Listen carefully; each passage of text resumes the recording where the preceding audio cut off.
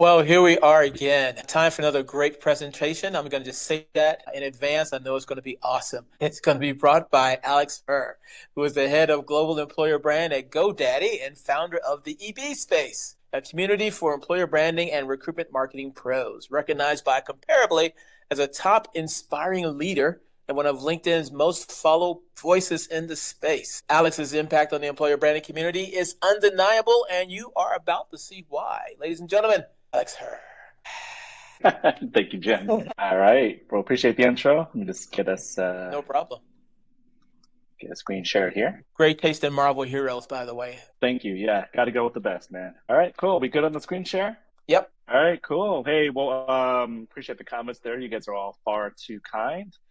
Good morning, good afternoon, good evening. So we are going to jump into scaling your employer brand and strategies for growth. So as you mentioned, Alex, sir, I do head up global employer brand at GoDaddy, and I am a co-founder of the EB Space, a free community globally on Discord. So one of the few to do that. I know Mike the Recruiter Batman actually has his own for TA, but ours is focused on employer branding practitioners specifically. I also have done a little bit of some podcasts, blogs, speaking engagements, and also just love traveling, music, family, and the Asian pastime for all Asians, karaoke. All right, so let's jump into this. So I think there's some confusion when it comes to growth versus scaling, because if we're going to grow, we're getting budget, we're getting all the cool things that we want. We want more people on our team, we want a bigger infrastructure. That's not what scaling is. And appreciate the call on the GIF there. I had to go with the little Dave Chappelle Prince skit, because Prince is a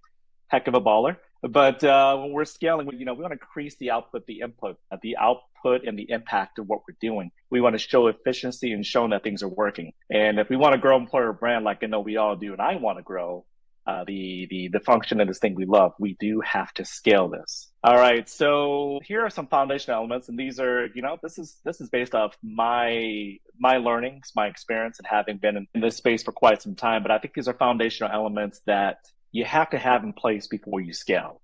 And first, we're going to go at the top of the triangle here. So there's no particular order. This is kind of how my design came out. But metrics and measurement framework. So you should have some sort of idea, like baseline data on the candidate experience. Like, how are things, getting some sort of feedback. Where do you stand with your candidates that are applying? What do they know about your employer brand? I definitely think that is key. You also want to know what your brand awareness is, brand awareness and engagement. So the vanity metrics, and I say here because, yes, we want to be at a more mature state, but that involves scaling to get there. So knowing your vanity metrics, okay, what are your clicks, your impressions, your CTRs, your video completion rate? Yeah, I think you have to know that. So you got to know where you're at before you know where you're going. And then on top of that, you have to have your ATS data. So applicants, hires, sources, where's everyone coming from, right? What are we working with to get things going in the right direction? And next, we want to look at the different channels and assets that we have either access or. So I think the key ones there are going to be your career site.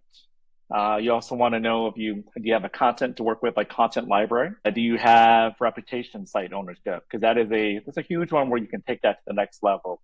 Thinking of it, Glassdoor and Seeing, Ambition Box, any of the local ones, or even Jobrity out in Serbia. So you want to look at these ones they could be global, they could be regional, they could be local in an aspect, but you want to have some sort of access or ownership of them. And then you want to look at your recruitment marketing sources. Do you even have a presence where you can actually push out some paid adverts, whether it be on Facebook, Google, YouTube Shorts, TikTok? Do you have any ability to do any marketing? You need some place to start. And I think that's crucial to have that in place to get to the next level. But the next is going to be your brand and cross-functional alignment. Now, I think there has to be, there takes some time to get like full alignment. I always think it's something, it is definitely a work in progress to get there. But when you're working on this, you want to have some consistency with the corporate brand. I think that's a must. If you're still having the age-old battle between different departments, it's going to be tough to get there. But I promise you will get there, and having that in place will help you out, making sure you're aligned with what your diversity strategy is, messaging, mission, and values. They do all go hand in hand and help you get further ahead. Along with that, you need alignment with key stakeholders. You got to have those conversations. You got to be in a good spot there where, okay, the lines of communication are open with, whether you sit in comms, you need alignment with TA, marketing, branding. That's all really something you need in place to grow. The next tier is going to be your tech stack. Now, your tech stack is, to me, it's very crucial. Again, it's something you want to either own or access because you may have had this, included in your budget when you join the team, or you're probably borrowing from somebody else. So, in order to, so with this, you want to look at social media management. Do you have Hootsuite, Sprinkler? Do you have something that's going to help you really get some insights where you can look at, okay, how can I take this to take this up and above beyond where it's ever been. Next, it's going to be Google Analytics. I think that's something that I don't hear people in this space talk enough about. And I think is very, very crucial to knowing where you're at, because a lot of the things that we do, I think we get in there from a quantitative perspective, but a lot of what we do from an employer branding perspective is qualitative. So you need the analytics to dive in and see exactly how you're doing, how you're performing. Next is CRM access. There's so much you can do there. Talent communities, everything galore. We'll dive into that in a bit, just on how important that is to scaling your function. And next is ATS access. Again, you may have the applicants, hires, or sources, but can you do something else with them? Can you create UTM tracking? Can you get actual reporting from there that you can help manage, or do you have the ability to even add on with integrations? And if you don't have that access, find somebody who's going to give that to you. And then it's going to be content creation tools. So you should have Canva or Adobe Creative Suite or something along those lines. Those are the two major ones to have, but you need something that is going to help you just to take everything up and just get things going. Okay, so the business case for scaling your function. So I think everyone wants to scale employer branding, but I think you have to kind of identify why you want to do it. So there's a pretty couple obvious ones, but I'm just going to go with what I've known, what I've had a chance to work through and experience. But you're going to want to look at business growth. So if you are expanding into new markets, you're going to APAC, EMEA, or North America, if you're going the opposite way around, you're going to have some increasing targets there when it comes to headcount, attracting different people. That is a pretty good case for scaling your employer brand. The next is going to be one that should always matter. I mean, there's increased visibility. There's going to be a higher need to just really stand out to get more quality applicants and get them across different departments. So with doing that, you're going to have to scale that employer brand. The next is recruiter support, aka recruiter enablement. That is definitely been a hot topic. I know Adam Gordon and Hala McHugh have brought that up, and they'll talk about that on their own platform and channels, but they've done a great job of just, talking about the significance of that. But I do think it matters when it comes down to the overall employer brand, because you ultimately want to set your recruiters up for success. And, they're conduits of your employer brand. It can help you get everything out there in terms of, your EVP, your mission, your value, your different type of content that you're sharing. I'm not going to dive all into that here, but they can help you out. The other piece is, it's a competitive advantage. If you want to hire the best of the best, you're going to have to really stand out, because the job markets, we may see redundancies here and there, but there are a lot of good folks on the market. And if you want to get in front of them and have them join your company versus, say, the Metas or the Googles of the world, you have to really put some work into this. The other that I've been, honestly more on a crusade here the last couple of years to really fix is showcasing the value of employer brand. Now, I think to get, if you want to get more support, you don't want to just be stuck in a spot where you don't have a lot of support. Leadership is not really seeing what you're doing. You have to put the work into showcasing the value behind the employer brand. It is the ROI behind everything, because it's great that you're putting all this cute stuff on social, you put out a couple paid ads, but when you want to scale that to the next level, you got to show the ROI behind that. Because if you can take the stuff you're doing on TikTok and LinkedIn and tell senior level leadership that, okay, this is actually impacting the bottom line, you're going to really be showcasing the value of the employer brand instead of talking about impressions and clicks and stuff that really doesn't make a whole lot of sense to them, to be honest. The next is you want to go towards scaling if you're tired of just being reactive. And honestly, there's a lot of tactical things that we do when it comes to employer branding, but it is very tactical. So you're typically reactive. You'll put in little tactics here and there, but if you want to take it to the next step, have a very, very mature employer brand, and it's never grown, right? I don't think you ever get to a point where you can say you've gotten there. But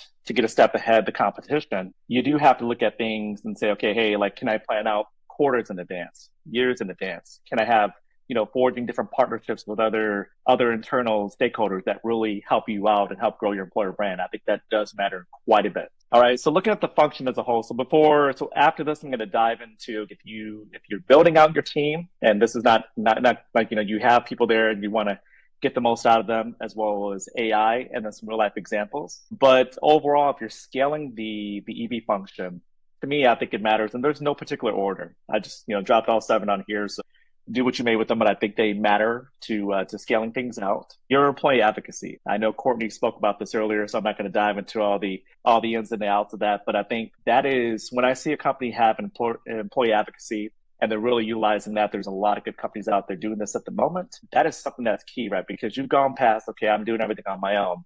You have people who are natural advocates who you're incentivizing them, you're rewarding them to do different things that are really, really helping you out. Plus, on top of that, you're showing some earned media, which we'll dive into later on that will really, really help out you just, showcasing the value behind that program and the overall value of the brand.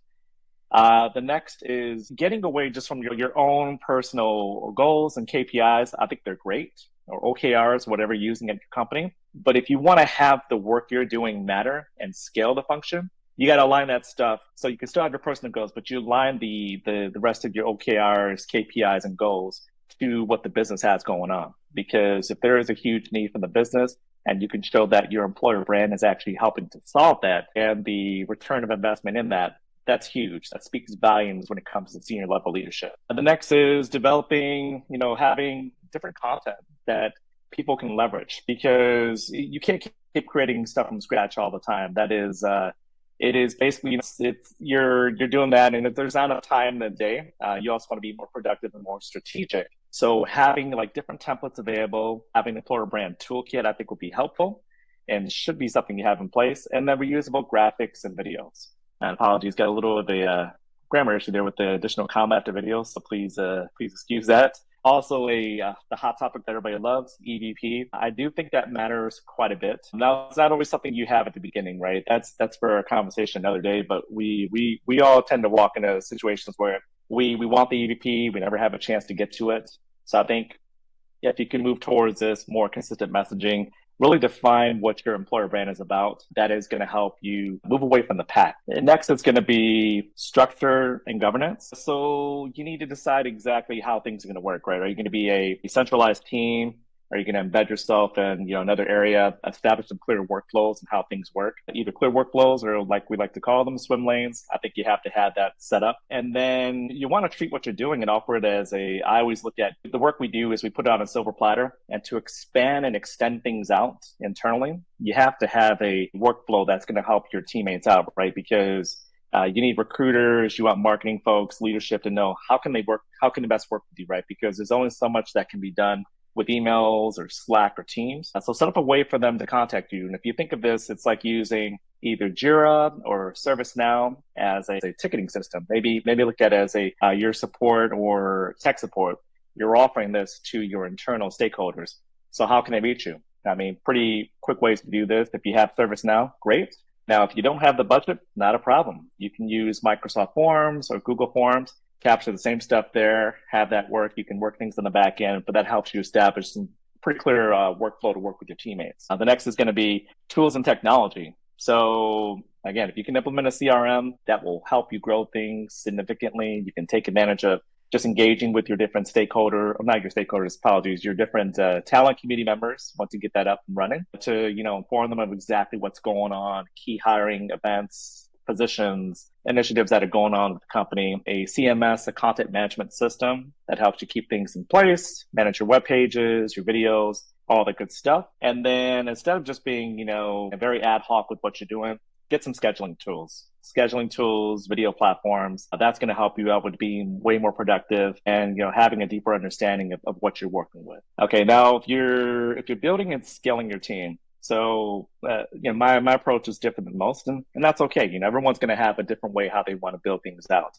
But I think, you're starting small. So this is assuming maybe your team of 3 or 4 or just a team of 2. You got to look at things here. So I'd say you need a content marketing specialist So this person is going to be designing all the graphics and the videos for you and be able to get that in a good spot, run the socials. And then you have your recruitment marketing specialist, which will take all the free stuff, all the organic things that were created, amplify that with some dollars behind that, assuming you have a budget. So with that, you want to decide to grow this out even more and scale things. Are you, going to have a dotted line to different departments? That's not a problem. A lot of teams work that way. Are you going to work in a center of excellence? That's the setup I had when I worked at Cox Automotive. I thought it was great, a little bit of autonomy, but there can always be some drawbacks. And then the other option is to, okay, do you just stay the course in the same team that you're in, or do you move over to comms and marketing? I think no matter where you're at, you still have to go back and work with other teams, but deciding where you're best placed, where you can get more strategic support, I think helps you grow the function.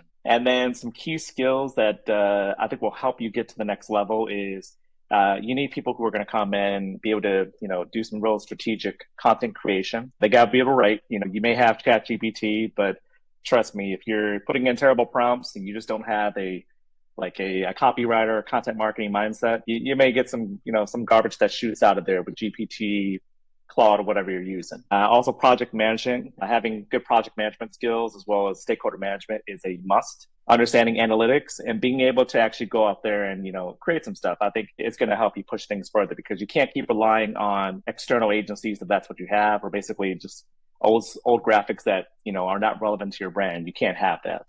The other is a key part of what has helped me be successful in this space. This comes from falling flat on my face several times, but it's critical partnerships. You need to, if you don't have them, get that set up rather quickly, but you need to start working with folks who have an impact and a say in, your DEI, DEIB initiatives. Make them, make everybody on this list your best friend. The marketing team, there's a lot that can be gained from them. The sales team, engineering, TA, employee resource groups, and other groups outside of what I've mentioned here, you want to definitely work with them to scale the employer branding function. Now, if you are scaling without a headcount, it is definitely possible. The truth be told, a lot of us who come into this amazing world of employer branding don't have a team. But prior to, I would say a year ago, we didn't have a lot of options. There was a lot of trying to automate stuff, trying to just make up for lost time, or, just creating stuff out of nowhere, which just was really tough to do. But I think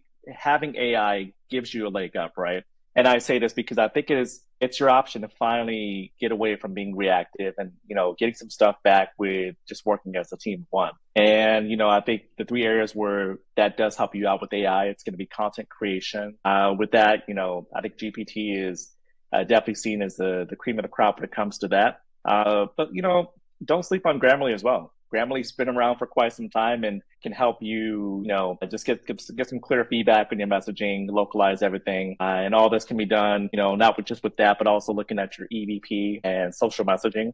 You can get some instant feedback that way, as well as content ideas, themes, calendars, ideation. The way I look at it is, okay, if I had a teammate, which AI is my teammate in this situation, I think for all of us, it's something we can rely on. Run your ideas by the AI, because you're getting feedback from information that's gathering across the web, right? So doing that is the instant gratification we need. It's no different than you hopping on a virtual coffee chat or meeting someone in person to, talk shop. I mean, you're getting that instant gratification right away. So do with it what you may. All right. And then we also, with that, you can also use AI for your visual assets. So this is assuming adhere to your brand guidelines, and if you can work with existing photos or stock photos, that's something to consider. So please don't take this all as the gossip or the gospel here. But leverage Canva. It is phenomenal when it comes to visual assets. It's free.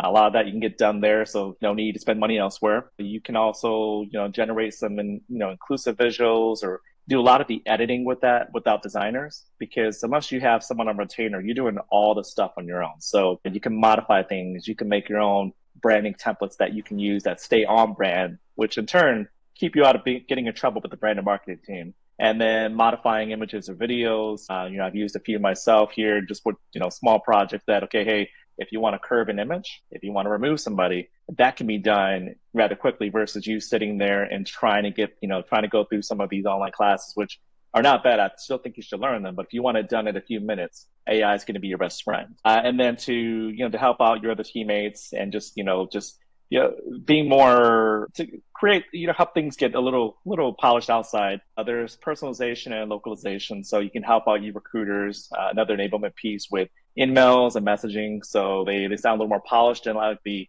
typical emails some of us may get that just end up being, deleted or sent to the trash or maybe blocked. You can also, I think one of the cool things is translated content because you can't always hire somebody. You don't always have somebody who maybe speaks the local language at your workplace, but being someone who actually does speak another language, I can say the translating of content is phenomenal when it comes to AI. And you can just, if you're very specific with that, I know Google Translate is an option too, but with using AI, you can make that conversational, have that actually resonate with people who understand that versus being word for word and not making sense. And then just customize your content for different talent segments. Great option there too. Just get my pages, or I just have to like that. Okay, and going through here, so a few other ways to use AI. You can use it for market research. That's something that, historically takes a lot of time to go through, see who your competitors are, ways to optimize your campaign. You can get that done now, and I'd say, versus several days, several hours, maybe even a half hour to get that done. You can also use it for sentiment analysis. What's your perception across these different sites, review sites, social media? Instead of going to each Is my volume loud enough on that end? So if I'm talking, you can hear me pretty well. And then, sorry, there's a little background noise here, but and then you can get that all squared away rather than wasting a full day of work doing that. And then generating some personalized content to either create or curate for your employee advocates as part of your advocacy program. And then A/B test some of the messaging that you have in place. All right. And to really take this home, the power of the analytics and the advocacy. Yeah, Carmen, I think I heard that too. Hey guys, in the back end, we got some audio coming through. Okay.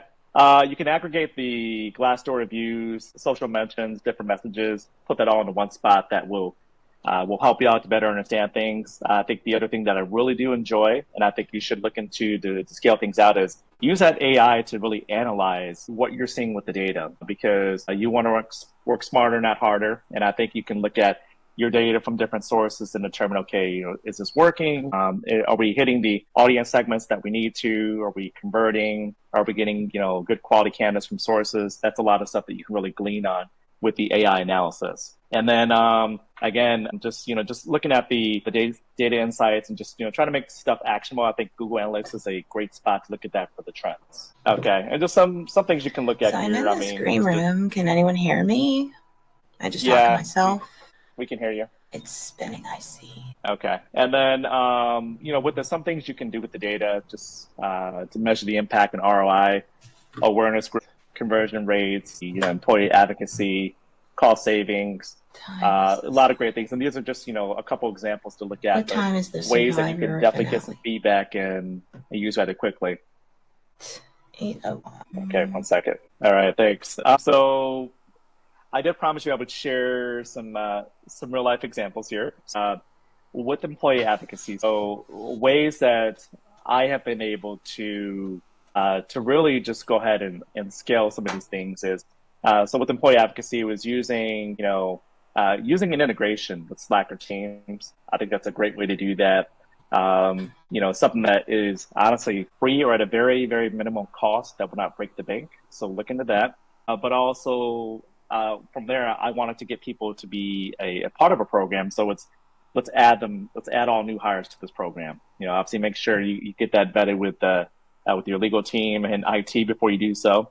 But another way to really just put the focus back on employee advocacy was I made it the first option before posting on a job board, because by doing that, it showed, let's show this, it was getting buy-in from the recruiters and saying, let's do this first. Trust me, it's going to be crazy, right? We're going to do something we don't typically do. So we're not going to Indeed or LinkedIn first, but let my team and I come up with the messaging, the graphics. We'll come up with tracking links. We'll make this work for you. And that way it goes there first. If the job does need to go to a job board, let's give it a couple of days and then we'll give that a go. But first it's going to be the employee advocacy. And then the option next was next step to really scale this even more was we want to show the true monetary value of this. Like, how is this going to make sense to anybody? Because you hear advocacy, but dollars and cents do matter to leadership. And so with that, it was, I reached out to our LinkedIn rep and said, hey, basically the work that we're doing, and I don't want to say this is my approach that I've owned or